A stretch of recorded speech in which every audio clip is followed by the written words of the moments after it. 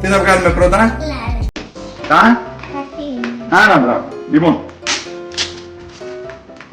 πρώτα βγάζουμε, μαμά, για σένα το λέω, τα πατίνια, αλλάζουμε φυσικά οι κάλτσες. Και μετά,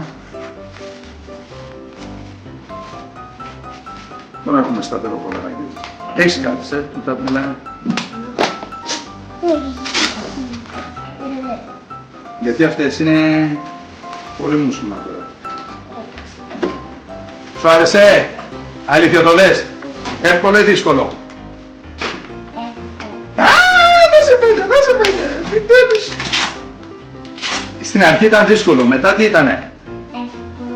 Έτσι, το κάνουμε να είναι πιο εύκολο μετά. Λίγο σταθερό το σωματάκι σου να κρατάς, να μην κουνιέται το κεφάλι δεξιά-αριστερά και κοιτάς εδώ τα πάντα, εντάξει.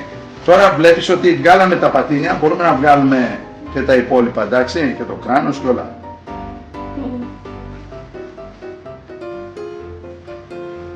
Ωραία. Και αυτά τα βγάζεις μόνος σου. Να μάθεις και τίποτα τα βγάζεις μόνος σου. Μπράβο το παιδί. Συγχαρητήρια. Και εσύ τα έκανες. Ναι.